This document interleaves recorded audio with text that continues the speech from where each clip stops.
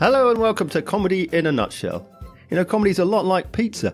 Everyone has their preferred styles, but if it's done right, it really brings people together. And if you involve pineapples, it just gets weird. But what about people who make pizza? Does it mean the same to them as it does to us? In this podcast, I talk to the best and brightest in the pizza industry to find out what pizza means to them.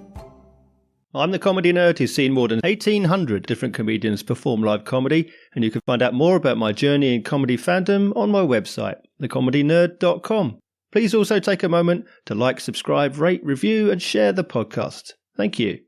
My guest this episode is a YouTuber who in recent years has been making his mark as a rising stand-up comedian, winning Hastings New Comedian of the Year last year, and at this year's Leicester Comedy Festival, being a finalist at the New Comedian of the Year, and seeing his show nominated for the Audience Choice Award, as well as being the producer of the podcast Thank Fuck for That with Mickey Overman and Sarah Keyworth. It's comedian Lucas Jefcoate. So why don't we wind the clock back all the way to the beginning then? What's your earliest memory of comedy being an influence on you? My earliest memory, probably my mum got me a Tim Vine DVD when I was like 6 or 7, I think. So I can't remember what show exactly it was. It was the one before Punslinger. And I just remember like running around and like doing all those bits that he used to do. I don't know if you've ever seen it. He used to have this bit where he'd do like, it's called like pen behind the ear. Yeah. And he would like chuck a pen in the air and try and catch it in his ear. And he would do it for like however long it took. So it would take like 10 minutes, I think, on the DVD. Yeah. So funny. And I just used to do that. And I would do that. And I would like do that at school. And I would like do all his jokes, like my friends and stuff. And yeah, I just remember like running around and pretending to be him. Like that's my earliest memory of definitely stand up. Yeah. But you've been doing social media and YouTube videos and things for years and years and years. But what made you want to do that for a start? I think just watching it. Like I remember watching like all the YouTubers, like all those British YouTubers in like 2012, 2013. So when I was like 11 or 12, and I just remember like really wanting to be like them. Like I've always been a creative person, and I think when I just saw that, I was like, this is what I want to do. And like, yeah, I started doing YouTube videos when I was like 13, I think. And I did that all the way up till I was like 18, 19. It was called Typical Teenage Blog. So it was never going to last forever. It was a marketing issue. But those were like comedy kind of. Like I would have like little sketches in them. I'd basically just make videos about like whatever. It'd usually be like one topic, and then I'd include like little sketches in them. And like it's so embarrassing looking back on them, but it taught me a lot of important skills like editing, like how to structure like a video and how to film stuff that's still useful, obviously. Yeah. And looking back, I guess like they were all comedy, and I like considered them comedy videos, but like I'd never really considered doing anything else other than like YouTube. YouTube was like the main platform that I wanted to use. Yeah. And I just wanted to be a YouTuber so badly. Well, what made the transition then from the YouTube screen to the stage? So I was listening to a podcast by a couple of YouTubers because I was like obsessed. And they were talking about, there were a couple of American YouTubers, and they were talking about how they had done a bit of stand-up, and like how they were talking about like, yeah, it's so different from YouTube because like you've only got like 5 minutes, and like you don't have time to like say anything in 5 minutes. Like you just got to do like, you know, say a couple of things, then you're done. And I just remember like thinking, like listening to them do it, and I was like, oh, I didn't realize like you could just go up and do it. Like I suppose stand up had always been so inaccessible. Like I'd watched it growing up and stuff, and like I'd seen Michael McIntyre when I was like 10 or 11. My parents went and took me to see him at the O2. And I just thought it was like so inaccessible. So when I heard these guys just talking about it, like, oh, it's just something you can do to sign up. I literally just went downstairs and told my mum, I was like, I want to do this course. Like, can you find me a stand-up course? And she did. She found me a course. And I basically did it because I thought it would make a good YouTube video. So like I'd upload the set. Right. And I thought it would do well. I thought it would get views. Like I remember there was a video of Pete Davidson that I used to watch that was like teenage stand-up, like crushes or something. And it's like a video of like him doing a show in New York when he's like 16, 17, because he was really young when he started. Yeah. And I was just basically wanted to do that. Like I was like, I'm just to do my own version of that. And I was going to title it like teen stand up or something, something like that. I was very obsessed with being a teenager when I was one. Yeah. And then I basically signed up for the course. My mum found this course called the Comedy School in Camden, and she Hmm. like paid for it, which I'm very grateful for. Wasn't actually very expensive, which I didn't know, and it was like a 6 week course. We Mm. did like 6 weeks on a Sunday for like a couple hours, and then there was a showcase at the end. Yeah. And I did that, and that was my first sort of introduction to stand up, was doing that course and meeting other people. Like I didn't know that like you could just like do stand up, and like it was something that you could just like. I think I didn't understand the circuit for a long time after that as well. But like I was just so excited by the fact that I was doing it, and doing it with all these older people as well. Like the second youngest person was probably like 25 or something, and I was like 17 when I was doing it. Mm. And everyone was, I think everyone was a little bit weirded out that there was like this 17-year-old on their course. All these people with like jobs and stuff, and they'd like wanted to do it for years, or like they signed up because their mate had like said that they could do it. Yeah. So like yeah, I was definitely the most inexperienced in life, and like I remember going to the pub with them afterwards, and like they would buy me a drink, and I was like, this is crazy. I think I was just excited to be hanging out with adults as well. It was very bizarre looking back, but they were all lovely people. Yeah. Um, Yeah. and I remember doing the course, and the guy, Keith Palmer, was the guy Hmm. who led it. He was like, there was probably like 15, 16 of us in the course. And he was like, only one of you statistically will keep doing stand up and Yeah. like pursue it as a career. I remember hearing that, and like me and my like youthful arrogance, I was like, that's going to be me. Which is Yeah. so funny. I'm not the only one who does it from that course. There's still a couple other people who still do it. Okay. But but I remember being like, yeah, that's gonna be. I just yeah, being that young, I was like so ambitious and so I Mm. don't know, I had my head in the clouds all the time, which is good because it got me into doing stand up, I guess. Yeah. But but yeah, I'd say I had a great first experience, and like that was a great introduction because it's like a nice safety net doing like a course, because everyone's first time is there when you do the showcase, and everyone's very supportive. Yeah. I mean, coming from a background of being a YouTuber and then going in, Mm, and basically your audience then is no longer abstract and distant. They're now literally right there in front of you, giving right you that there, instant yeah. feedback. I mean, that must have been, was that something you expected? Was it a surprise how different it was to suddenly be a stand-up? Um, I guess so, yeah. I just remember being so nervous. Like I Mm. was so nervous. I'd done acting in school and stuff, but like, that's acting and playing a character. I just remember being so nervous, and like obviously when like the first time you do it and it's like everyone's being so supportive, it's like so much elation, like when it does Mm. well. Yeah. And I think I got a bit carried away. I was supposed to do 5 minutes. I think I ended up doing like 7.5 or something.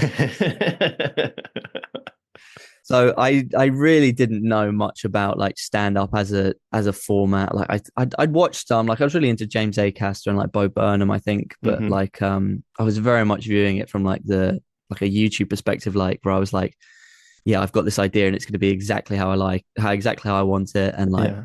I feel like I didn't really even consider the audience in it. Like I was very much like in my own world, and I was like, Mm. these people are just watching me, and I don't have to interact with them. Like, I did no interaction. I was just very much like just did my set, and like obviously went over quite a lot. So I guess in the beginning I didn't really see it that differently, All right. because also when I was making videos, like I'd make a new video every week. And when I did stand up, I did a few gigs after that showcase. And when I was doing those gigs, those open mic gigs, I was Mm. doing it, writing a new 5 minutes every time, Right. Yeah. which I didn't know, because the idea of like reusing the same joke was so foreign to me, because, once you put it online, like it's there and everyone can look at it. Yeah. Like I didn't realize that like, no, it's a craft and it's a skill that you have to hone, and you have to work on these jokes.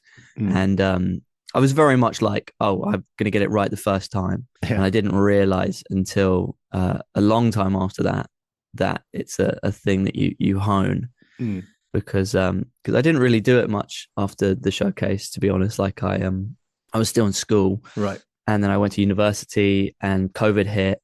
So I didn't do it for probably like 2 years after that showcase. Probably I did a couple of gigs after the showcase, but about 2 years after that, I got back into it after COVID. Is when Yeah. I fully started to understand stand up. Yeah.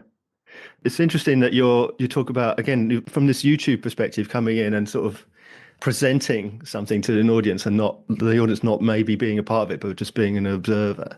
I mean, Yes. the lessons that you've learned since, how much do you interact with an audience? How much do you engage, or do you feel that they're engaged with you when you're performing, as opposed to performing at them, performing with them, maybe? Yeah, I mean, it's a totally different thing from doing anything online, and I Mm, really feel that engaging with the audience and being present in the room is like probably the most important thing about your performance, like how present you are. yeah. Because everything else is practice, like the material, the delivery, your mannerisms are all things that you can work on and you have worked on. But when you do it in the room, it's new every time. Like it's a new room, there's a new situation, and people are going to react differently. And Mm, so you have to kind of go along with that and go with the flow to show that you're comfortable, and it gives them confidence if you can do that. mm. Which is a skill that I had to learn because it's obviously was so different from doing things online, and I feel like I learned it like everyone else when they're starting stand up through a trial and error. You've referred to yourself as being a YouTuber at that point.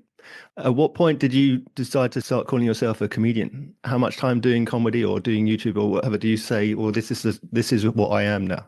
I feel like immediately after doing it, I was as soon as I uploaded my first YouTube video, I told everyone I was a YouTuber, and then as soon as I did my first stand up gig, I was like, I'm a comedian. But I wouldn't say that I became competent or reliable until after doing it for a while. Mm, After doing like a couple hundred gigs or whatever, I wouldn't say that I could properly call myself a comedian. right. I mean, obviously, you can call yourself a comedian if you're just doing gigs, and that's what your aspirations. But it was very much an aspirational thing in the Yeah. beginning. Like I was just figuring it out like everyone else for a long time. So when I was 20 was when I started. I started working at a comedy club called Vauxhall Comedy Club, Yeah. which is now called Big Belly Comedy Club, and got a job there, which is kind of how I got back into stand up. I mean, I don't know what I would be doing if I hadn't started working there, but that was my sort of reintroduction to the stand up world. And the Mm. reason I took it is because this guy who I met, who lived on a boat, because I used to live on a boat as well. So we met on the canals, very like, sliding doors type moment. We met there, and he got me this job. And then that's sort of how I got reintroduced into stand up. Like I met all these amazing comics, and I saw professional stand up comedy, and I saw club comedy, which I'd never even seen before. Mm. I never even watched I'd never been to a stand up club before I did it, and I didn't watch it until after COVID, when I was like, 20, working at this club. It Yeah. was the first time I watched it. Was like when I went to go meet everyone at the club. It was the first time I saw it, and I just was like blown away. Like I couldn't believe it. Yeah. Like I was like, this is amazing. Like these comedians who I've never even heard of, they're so funny and they're doing like these crazy things. Like I saw Marcel Lucont, Hmm. and I remember being like, that guy's amazing. And Mark Cram was hosting, Tati McLeod was on, Josh Weller was on, Hmm. and all these people. I was like, these guys are amazing. And then like getting to like meet them and work with them Yeah. is like such an amazing thing to like work with people you respect. Yeah. It's so much fun. You mentioned a few names there and a few before. Do you feel like you've had specific inspirations either at the beginning or along the way? Are there people now who still inspire you? Yeah, absolutely. There's so many people on the circuit that inspire me. Um, just like not just in terms of their material, but like their work ethic and their attitude towards comedy. Yeah. I think is such an important thing as well. So Josh Weller is Mhm. is a lovely guy, and he's always been like super nice to me and super encouraging. Um, Aaron McCann is one of my favorite guys as well. Mhm. He was one of the people who always encouraged me very early on, even when I was like shit, and he would just hang out with me, and he would just like talk to me, and like we would just have a laugh, and he was like, "You're really funny, man. Like you're gonna figure this out," and that gave me a lot of faith like early on Mhm. in my stand up career. Um, and then in terms of other influences, like all the stuff I watched growing up, a lot of the stuff like I watched online, like I said, Yeah. I was a big YouTuber, so I'd just spend all day online, like watching old sketches. And my parents showed me first comedy I like watched apart from Tim Vine. They showed me they got me all the box sets for the stuff that they used to watch. So they showed me Only Fools and Horses and Faulty Towers Hmm. were the first things that I'd watch when I was like 8 or 9, which looking back is way too soon to introduce Only Fools and Horses and Faulty Towers into a child's cultural references. Like Yeah. I was talking about saying things that, these using language and stuff like Cockney rhyming slang when I was like 8 years old, which is just Yeah. it's just very funny to think about. And Faulty Towers, like that's how I learned that we even went to there was a Second World War during the Goose Step episode. Yeah. Also, so like Only Fools and Horses at the time was, I mean, famous, I suppose, in and of itself, but also for being very, very much up on what was happening at the time. So they would throw in lots of current jokes around the Oh political yeah. landscape, which of course would mean nothing, either to a child or to even somebody now watching it, just missing zingers going flying by. I don't know anything what they're referring to, you know. Yeah, there were so many outdated like language like references Mm, and like things that I would like ask my parents about and they would always tell me. mm, And to be honest, I don't know how it's affected me and my sense of humor just because I watched it when I was so young, but I'm sure it has. mm. Because I remember loving it. Like I would watch it all the time. Yeah.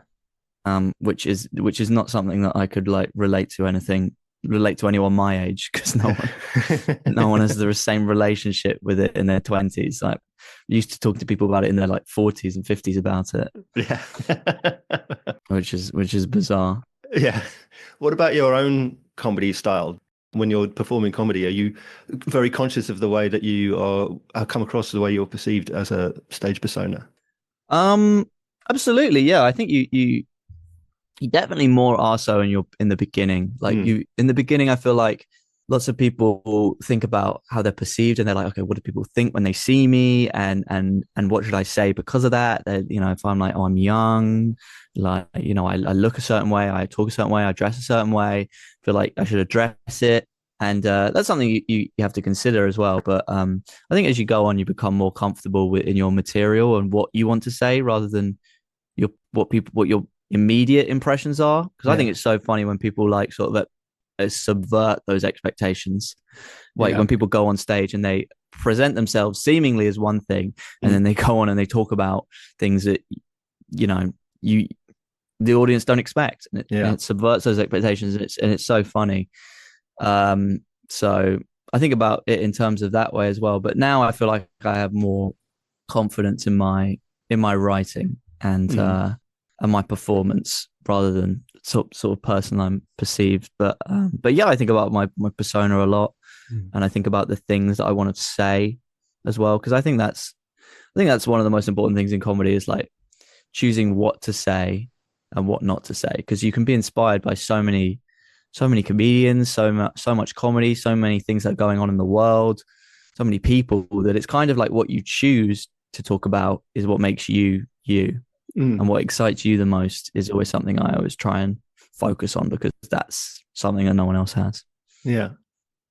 What about the character of you then in that sense? How much are we seeing the real Lucas on stage, or how much is it like a character that you're playing in A terms of, facade. yeah, I mean, is it as an exaggeration, or is it as, comedians talk about embracing the opportunity to be honest and to talk sincerely and be themselves, but is there any Yes. how much distance do you put between that version of yourself and you personally? Um, I would say that I am a pretty honest on stage, and I talk about myself in a vulnerable way sometimes. Mm, But I wouldn't say there's anything that I'm hiding. I would say that there's things that I feel like I'm not ready to talk about, or haven't written it in a way that I'm happy with, mm, or would maybe want to talk about it further down the line. So there's stuff that I want to talk about maybe one day in a show, but for now I'm just focusing on my material and what's best. mm. But yeah, I think sometimes the most honest and vulnerable thing you can say can be the funniest, often, because people realize that you're being real, Mm, and they attach to that, yeah, and they appreciate that vulnerability. So I'd say it's something I definitely try and work on yeah. to an extent. I'm not gonna therapize myself on stage, have a breakdown. Yeah, that's an interesting point because I mean, there is a joke obviously where a comedian will say, "Hey, this is my therapy." Do you Yeah. find it therapeutic to be able to talk frankly on stage? Um, that's a good question. To be honest, no, I don't think so. Hmm. I feel like I focus on the jokes rather than my relationship to them. I feel like I'll usually only talk about something personal if it's something that I'm like finished with or something like I'm happy with. Hmm. Like I have a bit where I talk about my sort of like medical issues I had when I was younger, Mhm.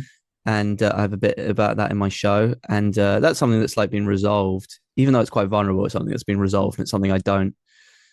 Now I'm happy to talk about, but stuff that's ongoing, I feel like I would struggle with more to talk about just because Hmm.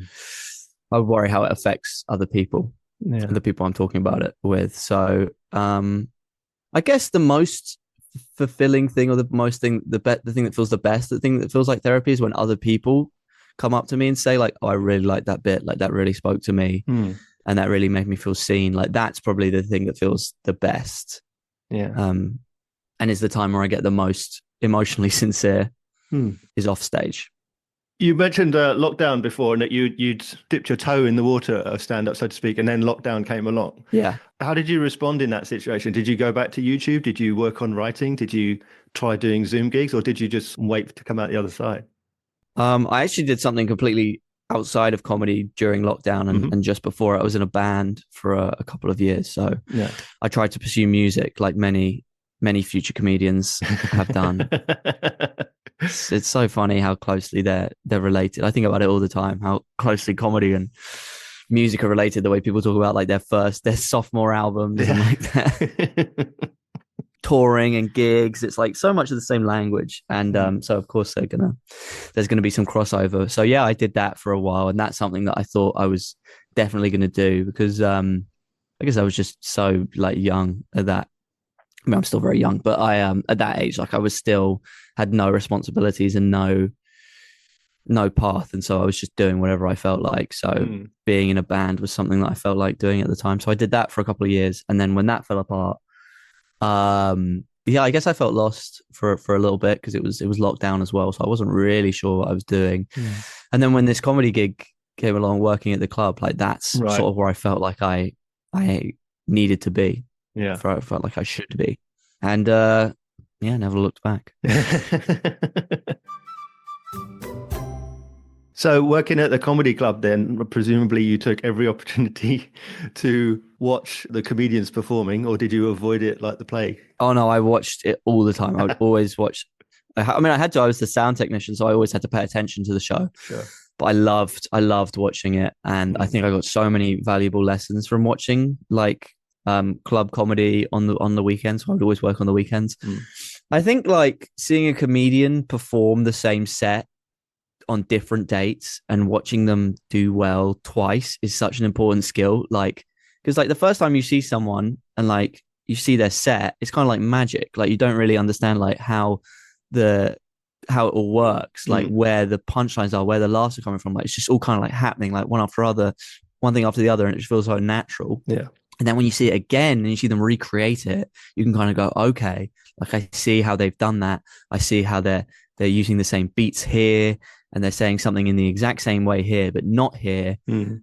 And I think that was something that was like a moment where something like clicked. Because that's not something that you really see when you're a comic for a while. I feel like seeing like Mm. you don't really see like a lot of professional comedy unless you're doing like an open spot, and at that point you're so focused on your own Mm. set that you don't really pay attention to the other comics, or I always would. So watching like so much comedy was something that was so useful for me, and really made me decide that it's something that I wanted to do, and kind of in a way how to do it, or what it Mm. looks like, what good stand up looked like. Yeah. And I loved working there. I was a terrible employee. I'd always talk to the comedians. I would never. I was so bad. I was always in the green rooms bothering the comedians, asking them questions. As many people will tell you, I'd always have a line. My line was like I'd ask them for a light, because you're supposed to ask the comedians if they want a light or not. Yeah. That was part of my job, I guess, or I made it unofficially part of my job. Um, And then I would talk to them for ages, and then my manager would always shout at me, be like, "Lucas, we need to start the show." And I'd be like, "Yeah, I'm coming." But it was great. Like that was a great way to like meet, and this is the way I've met so many of the comedians who I'm friends with now and work with now regularly. Yeah. That's how they'll remember me. And I can't escape it, but that's fine. Are you still able to watch comedy now? Is it something you really enjoy doing, or do you watch it with a comedian's eye, sort of analytically? I suppose I do sometimes. Yeah, if it's an act that I feel like has some similarities to me, or is talking about things that are similar to me, I'm always like, oh, I should be doing something like this. But it's more fun to just switch off and enjoy it and sort of like remember how you feel about the show rather than exactly what they were doing, which is kind of what I do when I watch it from a comedian's perspective. Is I'll be like, oh yeah, they did this here and they had this many punchlines or whatever. Whereas sitting back and watching it is so much more fun, and I love to do that. And it's something that I think is really important as well, is to just remembering to enjoy it and remembering that like this is like so much fun to watch and not get swept up in the feeling like it's a job. Yeah. That's what someone taught me early on, is like this can feel like a job if you allow it to. So I always think about that. Yeah. Is it that much fun as it was at the beginning, or is it this idea of looking at it as a job? Do you get the same fun out of it as you did when you started out? I get more fun out of it now, I would say, because I have the confidence and the experience to sort of back my performance up and feel comfortable on stage, and that I can sort of like, explore things a bit more loosely. Whereas like when I started, like I was like, I was like militant, like everything has to be exactly in the right place. And if I messed up one little line, I'd get so mad at myself and I'd be like, oh no, I forgot to say that. And like that would like, I feel like it was more stressful in the beginning, right? Almost, because like you want it so badly. Yeah. And I think that kind of reflects in your performance, and it impacts it negatively because the audience can't relate to someone who's on stage and just trying so hard, and they can see that. So I think now, like it's like everyone says that stand up becomes easier because the gigs get easier and you get better. So I would say it's become more fun now. And I always try and remember that sort of like whimsy I had in the beginning of like, oh, I can talk about literally anything. I can write about whatever I want. And I always think that's an important thing to remember, because you can lose that once you find a set that's like reliable. You kind of like use that and talk about that a lot and sort of shoebox yourself into your own corner. So I always try and remember that like this is something that you can do and you can say whatever, and that's sort of like the magic of it. Yeah. Yeah. You've got the comfort, if you like, of the 5s and the 10s, but then you're working up. In recent years, you've done a 30-minute bill, you've done a 45, and now working on your hour. Do you feel better being able to spread out like that and have more time to build a story? Or are you, I mean, how different is it between having a full hour's worth of material and just going on and doing those 10-minute, 15-minute spots? It's so much more fun. I mean, I enjoy doing hour shows like so much. Like even the first one I did, like the first longer set, I was so nervous, but like I was just like, it was so freeing, like having this longer period of time to like really relax into it. I love it. It's my favorite thing to do. Obviously the clubs are great.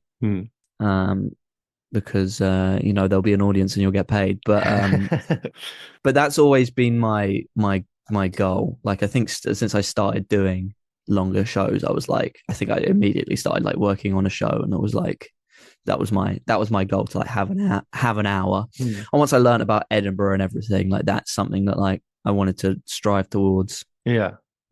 So what has been your Edinburgh experience so far then, as a whole? It's been great. So I've done 2 years where I did the full month. I went up for like a couple days, like 3 years ago. But 2 years ago was my first full run. 2020, what year was it? Yeah, 2023.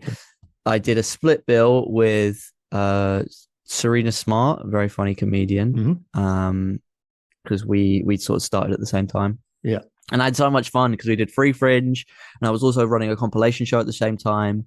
And so that was great because Free Fringe is such like a great opportunity for comedians, especially like newer comedians or first time fringe comedians. Yeah. Because I was able to run 2 shows a day, make a bit of money at the end of the month, and just have so much fun doing it. Like, yeah, I had such a great experience my first year. And then again, last year was great as well. I was just doing a 45 minutes for a couple of weeks.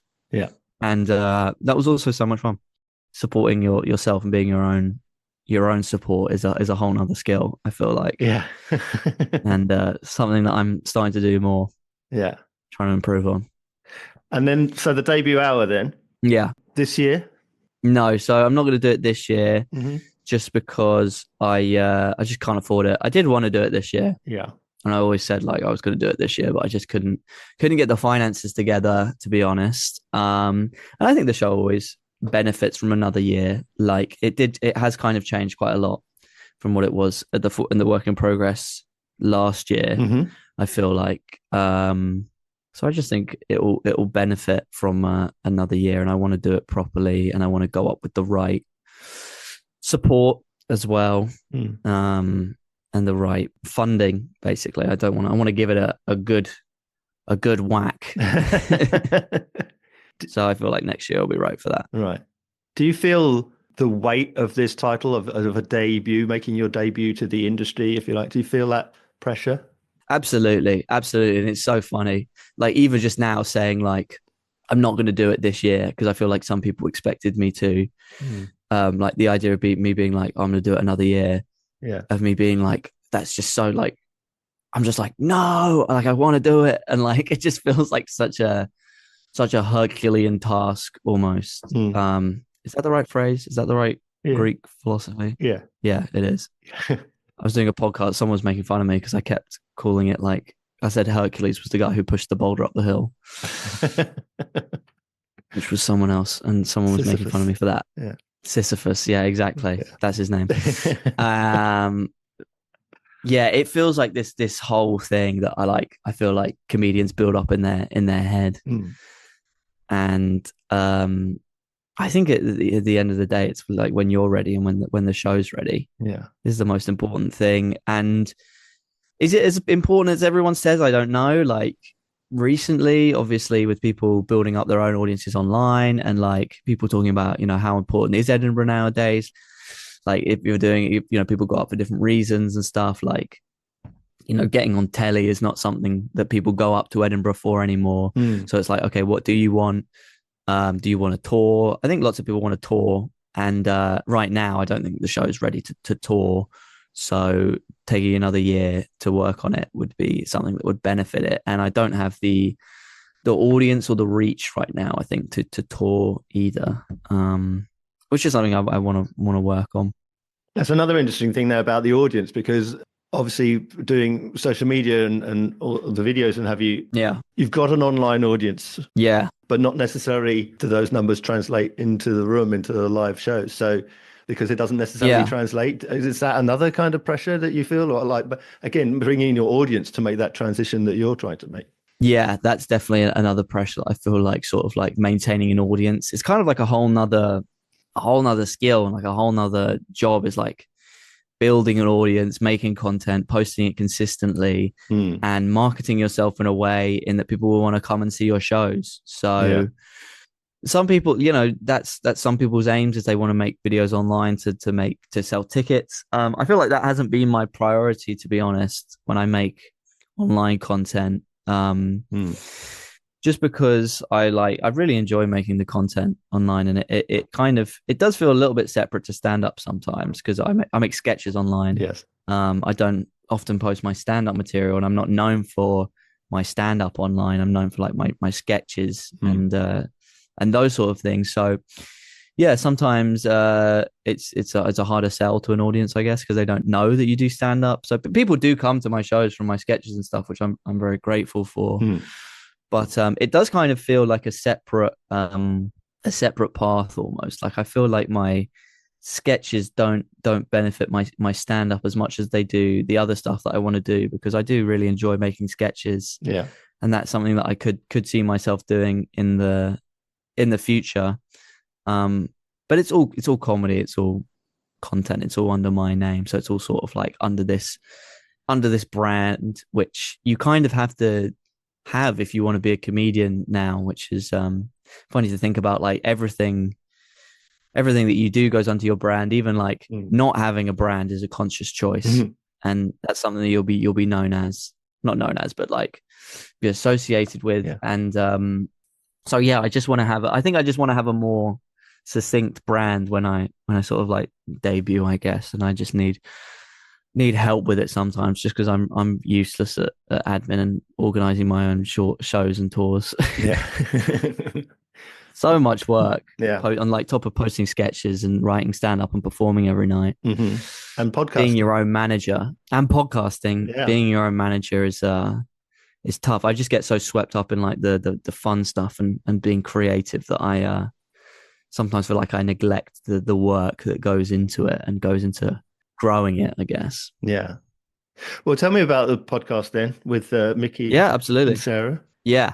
It's great. It's so much fun. We've been doing it for probably a couple of years now. We've done probably 80 episodes together, something like that. And it's great. I met them at Vauxhall when I used to work there. There used to be a podcast studio that I worked at, which is how I kind of got into podcasting as well. I met a lot of people doing that. Yeah. Because they had a podcast studio at the club, and loads of people would come and record their podcast there, and like they would get us to like produce it just because whoever was around. But also I was really interested in it because I had a film and film background, because I was studying film at the time. So I was very interested in like working on it. I was like, this is exciting. This is talking with comedians, and it's filming stuff, and it's hanging out. So I would do that a lot, and I met loads of great people doing that, and I became a regular producer on a bunch of really cool podcasts. Yeah. And and still do Mickey and Sarah's outside of that, even though I don't work at that studio anymore. Yeah. Do you feel like you have now a comfort zone, if you like, the place where you're happiest? Is it in doing stand-up? Is it in doing the sketches? Is it the writing side? Is it producing? Do you have a place where you're happiest? Yeah, I would say that when I'm doing it, whatever it is, creating stuff with people that I like and people that I love working with, that's definitely when I'm like my happiest, is collaborating and making something with people, whether that's on stage, like whether that's at a night where you're talking about a bit with someone, or whether that's a podcast that I'm making with Mickey and Sarah, or whether that's a sketch that I'm making with another comedian. I love collaborating and working with people. That's my favorite thing to do. Well, that's interesting then, because the next thing I want to ask you about is being in competition with these people. So, for example, Hastings New Comedian of the Year winner. Yes. You were recently finalist in the Leicester New Comedian. So how do you feel about competitions? I feel like comedy competitions, they're a great place for acts to sort of develop a confidence, I think. And it's a great opportunity for lots of people, because putting something like that on your poster or having something like that to your name could really help you get gigs and really boost your confidence. So I think it's a great thing for newer acts, and everyone does them, and everyone enjoys them. And there's a competitive element to them, and people can be a bit funny, and there can be a bit of an atmosphere sometimes. But I think overall everyone's rooting for each other and wants everyone to do well, and is grateful to be there. I was always very grateful to be there at whatever competition I was at, whether it was a heat or a final. I was just happy to be gigging, and being judged is a funny thing. Sort of like pitting other people against each other is interesting, because it can give people a bit of an ego, or it can deter other people. It can be quite hard to motivate yourself after not getting through to something. But it's all relative, and I think that once you realize that like the people choosing you, they're not choosing you, they just are choosing someone else. I think, and that there's still enough opportunities for everyone to go around, and it's not that you're undeserving. It's just that maybe that's just what the judges were looking for at that particular heat, I guess. So I'd say overall it's great. You got to take it with a grain of salt, like everything. It's still just another gig. I always try and just look at it as another gig. So do you think there's a lesson that you've learned that sort of you have a philosophy going forward, and one important lesson, maybe something that you would tell your younger YouTuber self about comedy going forward? Stop making those shitty YouTube videos. No, I would say that it's important to always be excited and to always talk about what you're passionate about.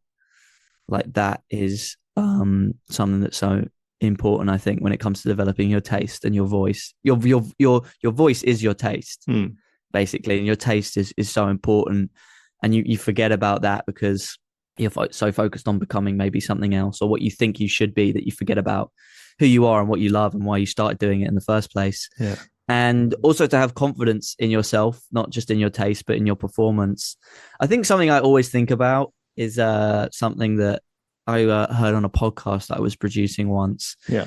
Where it was Vittorio's podcast. I used to do his podcast for years when he had a solo podcast. He said that when it comes to managing your ego and managing your confidence, you've got to know, you got to think that you're shit, but know that you're great. And that's always something I come back to. That's one of my favorite pieces of advice, not just because it was not unsolicited. What about your own targets? I mean, do you set objectives for yourselves about places you want to be or people you want to work with? Yeah, absolutely.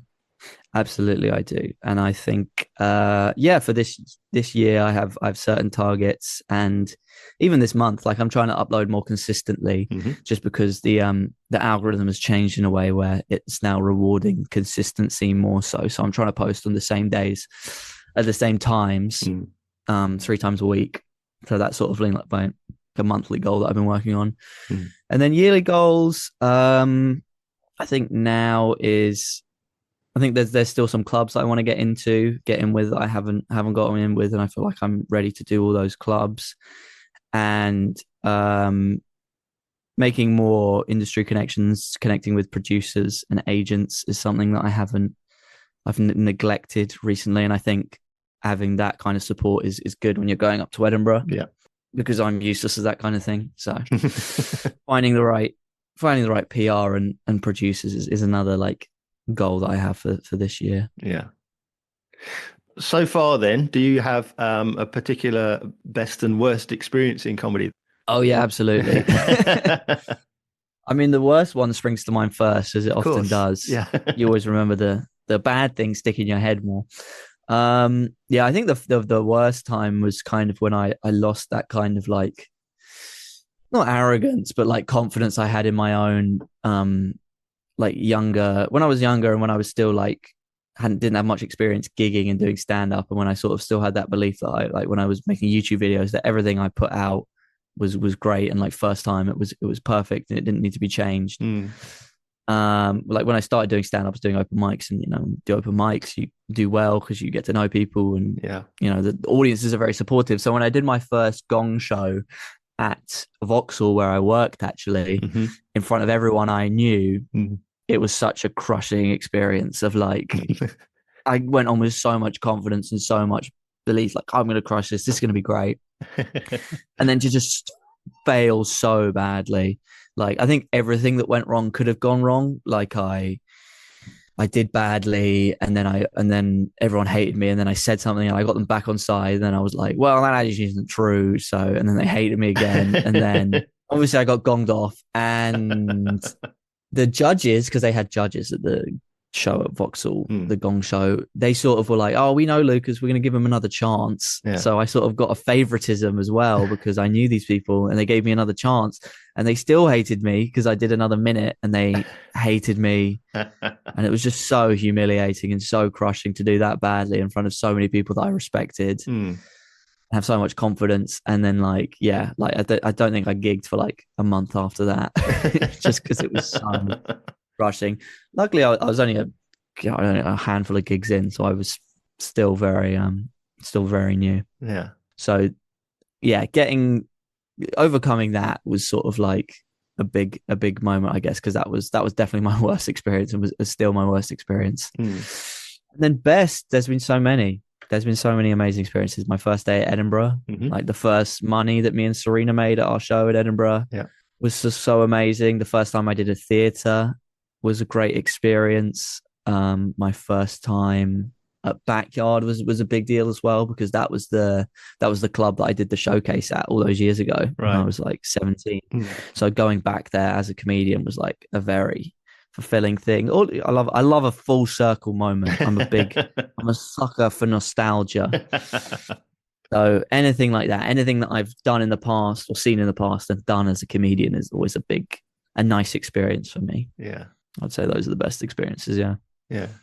Do you still get nervous now, even though you've done it so many times? Yeah, of course. I mean, not at every gig, but at the rooms I haven't done before, or if it's like a gig that I need to do well at, like a competition or something, or if I feel like there's something at stake, then that will make me nervous. Or if it's in front of someone, like a comedian that I respect, I always feel like I'm sort of like overthinking it a bit too much, and like that can affect my performance. So yeah, of course, I always get nervous. I think it's good to be nervous and to sort of, it gives you that adrenaline to like really like care and really commit to what you're saying. Yeah. Which isn't the cool answer, but it's true. So how can we find out about you and where we can come and see you performing? Oh, thank you. Yeah, come and see me. I'm doing lots of dates around the UK this year. You can see them on my website, lucasjefcoate.com. I'll be posting them there. I'll also post them on my Instagram, where you can see all my sketches that I've been talking about. And I also post new gigs on there. So yeah, come through, say hi. I would love anyone who wants to come see me to be there. And so my final question then, Lucas, how would you sum up comedy in a nutshell? Comedy in a nutshell, for me, is taking the things that you love about comedy, the things that make you laugh the most, and deciding what inspires you to make other people laugh. So it's sort of like harnessing everything that has inspired you to inspire someone else, I guess. Obviously, you're not always inspiring the audience. You're there to make them laugh, but in a way, you kind of inspire them because you're talking about something that you believe. I don't know. This got very philosophical very quickly. Funny, make it funny. It has to be funny at the end of the day. Do that and you'll be all right. Lucas, thank you so much for being my guest. It's been a delight. Thank you. Thank you so much for having me, Mark. It's been a pleasure. Great talking to you.